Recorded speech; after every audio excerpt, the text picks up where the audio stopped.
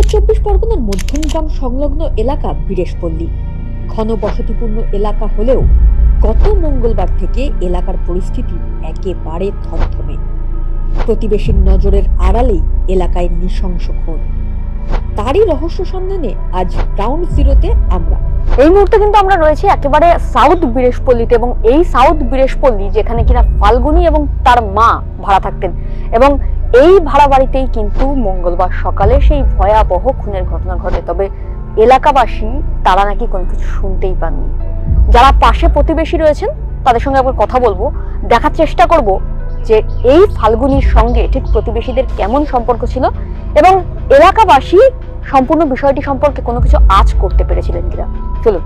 বীরেশপল্লীতেই দীর্ঘ 2.5 বছর ধরে ভাড়া থাকেন ফাল্গুনী ঘোষ ও তার মা। এলাকাবাসীর নজরের আড়ালেই মা ও মেয়ের ষড়যন্ত্রের শিকার এক মহিলা। সূত্রের খবর, ওই মহিলা সম্পর্কে ফাল্গুনীর পিসি শাশুড়ি হন।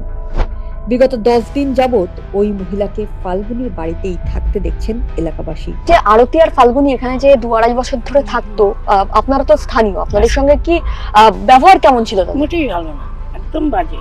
ঝগড়া ঝামেলা হতো? ঝগড়া হতো না, ওই যখন তখন বাড়িতে ঢুকে যেত, বাড়িতে যাবে তো নিয়ে যেত, আম জাম কাঁঠাল লিচু পেয়ারা কাঁঠাল ফুল কোনো কিছুই রাখতো না। তারপরে এরমই থাকতো। তারপরে ওর একটা মেয়ে ছিল, মেয়েটাও ভালো ছিল না, কথা তো বলতেই না কেউ সাথে। আর যখনই বাড়ি থেকে বেরোতো মাথায় একটা ওড়না দিয়ে মুখটা ঢেকে বেরোতো। এই হচ্ছে ওদের চরিত্র। তারপরে ওই অশালীন আচরণ ওকে বলা হয়েছে বারবার। অশালীন আচরণ মানে কি ধরনের অশালীন আচরণ দেখা যেত? লোকজন আসতো, ইয়াং ছেলেরা 2-1 আসতো, বলতাম কে বলে, বলে আমার দাদা, কেউ বলে আমার মাসি, মেসো, কাকা, এরম বলতো। আমরা তো বুঝতাম, আমরা বলতাম যে সেটা কি করে হয়। তারপর বাড়িওয়ালাকে ডাকা হলো যে আপনি তুলে দিন, বলে হ্যাঁ উঠে যাবে, কিন্তু তার কোনো খবর নেই, ওঠাউঠির কোনো অবস্থা নেই। তারপরে তো মঙ্গলবার দিন সকালে। আচ্ছা, মঙ্গলবার দিনকে সকালবেলা যখন এখান থেকে ট্রলি করে দেহ নিয়ে যাওয়া হয়, তখন তো আপনার স্থানীয় লোক, আপনারা কিছু দেখেননি? না না, এখন কথা হচ্ছে যে ভোরে যদি যায়, ওরও তো ভয় আছে, ও কি আর দিনের আলোয় উঠবে? ভোরেই গেছে। তারপর মোড়ের মাথাতে একটা ভ্যান নিয়েছে, ভ্যান নিয়ে গেছে। একেবারে আমরা এখানে যেখানে দাঁড়িয়ে রয়েছি, একদম ক্যামেরা পার্সনকে বলবো দেখাতে যে এই বাড়ির সঙ্গে কিন্তু একেবারে সংলগ্ন সেই ফাল্গুনীদের বাড়ি, এবং এখানে পাশের বাড়িতে যারা রয়েছেন প্রতিবেশী, অর্থাৎ যারা একেবারে বাড়ির সংলগ্ন বাড়ি রয়েছে, তারাও কিন্তু বলছেন যে কোনো রকম কিন্তু কোনো তারা চিৎকার শোনেননি, এবং যার মৃত্যু হয়েছে তাকে কিন্তু ঠিক 10-12 দিন আগেই এই বাড়ির ছাদে দেখা গেছে। এবং পরের দিন সকাল অর্থাৎ মঙ্গলবার সকালে যখন এই বাড়ির সামনে থেকে ভ্যানের ট্রলি তোলা হয়, তখন কিন্তু এখানে স্থানীয় কয়েকজন দেখেন, এবং তাদের কিন্তু কোনো রকম ভাবেই তেমন সন্দেহ হয়নি। এবং সন্দেহ হলেও তারা যখন জিজ্ঞেস করে এই বিষয়ে যে কোথায় যাচ্ছে এই ট্রলি নিয়ে, তখন কিন্তু তারা বলেন যে এয়ারপোর্টে, ফাল্গুনী বলেন কিন্তু এয়ারপোর্টে তার এক বন্ধু আসছে এবং তাকে ব্যাগ দেওয়ার জন্য কিন্তু যাচ্ছে। আমি একেবারে দেখাতে বলবো যে একদম বাড়ির সংলগ্ন যে বাড়ি রয়েছে সেই বাড়ির লোকও কিন্তু বলছে যে কোনো রকম কিন্তু তারা কোনো আওয়াজ বা কোনো রকম কিন্তু কোনো ইঙ্গিত পাননি, এবং তারা কিন্তু এটাও কখনো ভাবতে পারেননি যে ফাল্গুনী এবং ফাল্গুনী যে খুনের সঙ্গে যুক্ত হতে পারে, তারা কিন্তু কখনো ভাবতে পারেনি। আমি একটু দেখাতে বলবো যে এখানে কিন্তু এই মুহূর্তে একেবারে পুলিশি ঘেরাটোপে সম্পূর্ণ বাড়িটি ঘিরে দেওয়া হয়েছে, এবং বাড়ি কিন্তু ইতিমধ্যে সিল করে দেওয়া হয়েছে। তবে আশেপাশে বাড়ির লোক, গলির ভেতরে আশেপাশে বাড়ির লোক যারা রয়েছেন, তারা কিন্তু বলছেন যে তারা কখনোই কিন্তু ফাল্গুনীদের কোনোভাবেই কিন্তু সন্দেহ করতে পারেননি, এবং তারা কিন্তু কখনোই বুঝতে পারেননি যে এরকম এত বড় একটা ঘটনা এরা ঘটিয়েছে, এবং যে সম্পূর্ণ খুনটি হচ্ছে, যে নৃশংসভাবে যে খুন হয়েছে, সেই নৃশংস খুনেরও কিন্তু কোনো রকম কোনো চিহ্ন তারা কিন্তু এখানে দেখতে পাননি বলেই দাবি করছেন স্থানীয়রা। মঙ্গলবার সকালে ঠিক কি দেখেছিলেন? কোনো কিছু দেখেছিলেন যখন ট্রলি এখান থেকে বার করা হয়? এখানে তো দেখা যায়, আমি ফুল তুলে যাই আসা যায়, আমি অন্য ওই দিন আর কোনো কিছু অতটা দেখিনি। মঙ্গলবার সকালবেলা ট্রলি বার করা হয়েছিল একেবারে 5টা 5:30 নাগাদ অনুমান করা হচ্ছে এখান থেকে ট্রলি। 6টায় বের করে ভ্যানে তুলেছে, ভ্যানটাও একদম গেটের কাছে এসেছে। আপনি দেখেছেন সেই সময়? হ্যাঁ দেখেছি সেই সময়। ভ্যানালাকে চিনতে পেরেছিলেন? ভ্যানালা তো এখানকার ভ্যানালা। আচ্ছা, কোথাও গিয়ে সন্দেহ হয়েছিল যে এত সকালবেলা এত বড় ট্রলি নিয়ে কোথায় যাচ্ছে? আমি অতটা দেখিনি। ওই বাড়ির ওই ভদ্রলোকও বেরোচ্ছিল অফিসে, ওনার সাথে কি কথা হয়েছিল তাও আমি শুনিনি। আমিও কারণ কি উনি এইসব চুরি টুরি করতো বলে ওনার সঙ্গে অতটা আমরা মিশতাম না, কথাও বলতাম না। আচ্ছা, বলা হচ্ছে মানসিক ভারসাম্যহীন ছিল, সত্যি কি মানসিক ভারসাম্যহীন ছিল? না না, ওই রকম বলছে উনি, ওরাই মেয়ে আর মাতেই বলছে, আমরা তো দেখতাম সবসময়ের জন্যই যাতায়াত। আচ্ছা, আর এখান থেকে আওয়াজ পেয়েছেন, শুনতে পেয়েছেন কোনো কিছু? বললাম না, আমাদের মশার জন্য যার যার বাড়ির মতন সব বন্ধ। কখনো সন্দেহ হয়নি এটা তুমি? এই কাজ করবে সন্দেহ হয়নি, চুরি চাষরামি করতে সবাই। আচ্ছা, এদের বাড়িতে যে এই যে হঠাৎ করে আত্মীয় এলো, হঠাৎ করে যে আত্মীয় এলো, আপনারা কি এর আগে আত্মীয় টাত্মীয় আসতে দেখেছেন? এমনি ভাই বোন এমনি, এ তো উনি পাতানো না নিজের আত্মীয় তা জানতাম না, আসতো তো লোকজন। মঙ্গলবার সকালে ট্রলি ব্যাগে দেহ নিয়ে বেরোবার সময় এলাকারই এক ব্যক্তি ফাল্গুনী ও তার মাকে দেখে ফেলেন। কৌতূহলবশত জিজ্ঞেস করলেই ফাল্গুনী বলেন তারা এয়ারপোর্ট যাচ্ছেন ফাল্গুনীর এক বন্ধুকে ব্যাগ পৌঁছে দিতে। আমি যখন উপরে যেতাম তখন ওনার সঙ্গে মাঝে মাঝে দেখা হতো, ওই মেয়েটার সঙ্গে। ধরো তেমন কথা হতো না যে আমাদের সঙ্গে ওরকম সম্পর্ক নয় যে দেখা হলেই কথা বলতে হবে, কথা বলতে হবে। যদি কোনো কিছু প্রয়োজন হতো তখন জিজ্ঞেস করতো, বৌদি এটা কি আপনার ঘরে আছে বা কি, যদি থাকতো আমি সেক্ষেত্রে বলতাম। কখনো সন্দেহ হয়েছে? না, কিন্তু ওই মহিলাকে আমি 2-3 বার দেখেছি ছাদে, যে মহিলা খুন হয়েছে। হ্যাঁ হ্যাঁ। তারপরে একবার আমি জিজ্ঞেস করেছিলাম যে এটা কে হয় তোমার, বলে যে আমার পিসি শাশুড়ি। আচ্ছা, কবে থেকে আসছেন ওই মহিলা এখানে? আমি দেখেছি তা 10-12 দিন হয়ে গেছে। মানে এখানে থাকতেন 10-12 দিন ধরে একসাথে থাকতেন? হ্যাঁ 10-12 দিন আমি দেখেছি, 10-12 দিন আগে দেখেছি। তার আগে এখানে না আসেনি, কখনো দেখিনি আমি যে উনি এসছে আগে।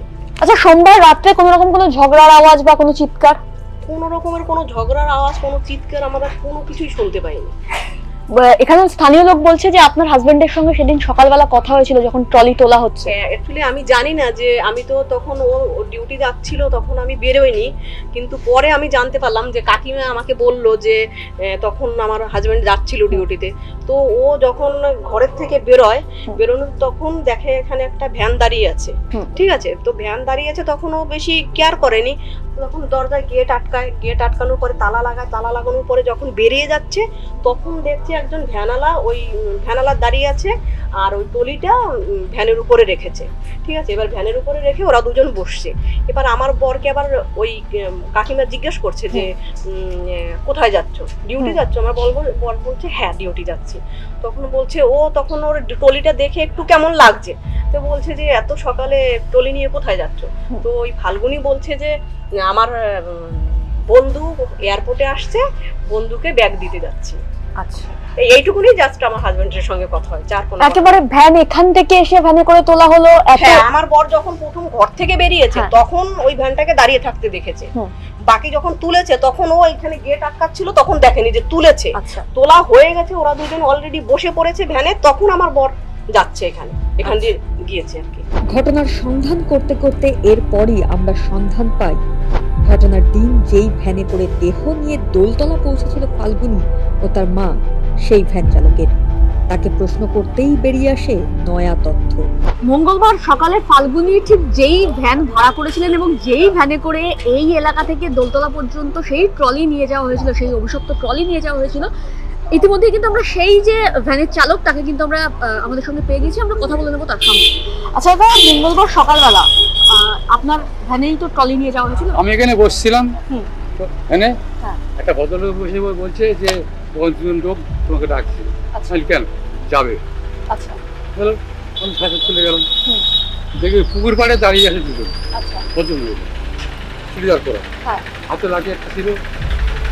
ওরা আগে আগে হেঁটে যাচ্ছে ওখান থেকে, আমি বলে কি নেবেন? বলে ট্রলি। গেলাম বাড়ি। কত ভাড়া নিয়েছিলেন? 130 টাকা। 130 টাকা। সাধারণত দোলতলা, এখান থেকে দোলতলা ভাড়া কত? ভাড়া তো 20 টাকা করে একজন মালের জন্য বেশি দিয়েছে। মিথ্যে তো বলবো না, সত্য করে বলছি। তারপরে ট্রলি নিয়ে সোজা দোতলা যায়। দোতলা গিয়ে ট্যাক্সির পিছনে লাগালাম ঘন্টা, ওরা মাল তুলে নেই। আচ্ছা, কোথাও গিয়ে কি ওই যখন ট্রলি আপনার ভ্যানে তোলা হয় আপনার সন্দেহ হয়নি যে এত ভারী কি থাকতে পারে? আমি জিজ্ঞাসা করেছি, ট্রলিটাকে ভারী ভারী লাগছে, বলে থালা বাসন আছে, কাপড় চোপড় আছে, আর আমাদের খাদ্য আছে। আর ট্রলির উপরে কি কোনো রকম কোনো রক্তের দাগ বা এরকম কিছু? কিচ্ছু লাগেনি, কিছু লাগেনি, কোনো গ্যাস জীবন কিছু নেই। আচ্ছা, সেই কোনো দুর্গন্ধ বা সুগন্ধ কোনো রকম কোনো গন্ধ কিচ্ছু বেরোয় কোনো রকম কিছু পাওয়া যায়নি। যে ট্যাক্সি নিয়েছে সেই ট্যাক্সিতেও কোনো গন্ধ নেই, কিছু নেই, কোনো রকম ট্যাক্সি নেই। আচ্ছা আমাদের মুখ ঢাকা ছিল, কোথাও কি সন্দেহ হয়েছিল কি আপনার? না, সন্দেহ হয়নি। কোনো গন্ধ আগে কখনো দেখেছেন এই রাস্তা দিয়ে যাতায়াত করতে ওনাদের? না, কোনোদিন দেখিনি। কোনোদিন দেখেনি, প্রথম? হয়তো দেখতে পারি, হয়তো চিনি না, আচ্ছা। এরকম তো হতে পারে। কেন করো, অনেক প্যাসেঞ্জার যাওয়া আশা করে, তাহলে কি করছেন? সবাইকে স্থির রাখা সম্ভব না। আর পরবর্তীকালে যখন জানতে পারলেন এই ঘটনা ঘটেছে তখন? আমি জেনেছি থানায়। আচ্ছা, থানায় ডাকা হয়েছিল আপনার? হ্যাঁ, থানায় নিয়ে গেছিল আমাকে। হ্যাঁ। নিয়ে গিয়ে জিজ্ঞাসাবাদ করলো, বললো খুলে যাও, খুলে বললো।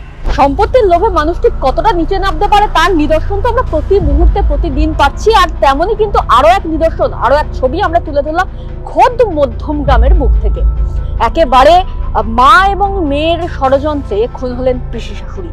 সেই ঘটনা কিন্তু আমরা গ্রাউন্ড জিরো থেকে তুলে ধরলাম আপনাদের সামনে। এবং যেটা জানা গেল যে পাড়ার লোক তারা কিন্তু বলছেন, যারা প্রতিবেশী রয়েছে তারাও কিন্তু বলছেন টু শব্দটি পর্যন্ত পাননি। তবে এই রাস্তা ধরেই কিন্তু সেই ট্রলি ব্যাগে ভরে ডেড বডি নিয়ে যাওয়া হয়েছিল একেবারে দোলতলায়। এবং সেখান থেকেই কিন্তু কুমোরটুলি সংলগ্ন এলাকায় অর্থাৎ আহিরিটোলা গঙ্গার ঘাটে কিন্তু নিয়ে যাওয়া হচ্ছিল দেহ ফেলে দেওয়ার জন্য, যাতে কেউ টের না পায়। এমনই গ্রাউন্ড জিরো থেকে আরো ঘটনা আপনাদের সামনে তুলে ধরবো আমরা। তখন সঙ্গে থাকুন, দেখতে থাকুন রাষ্ট্রীয় টিভি বাংলা। ক্যামেরায় অয়িতের সঙ্গে তমশ্রী রিপোর্ট, মধ্যম।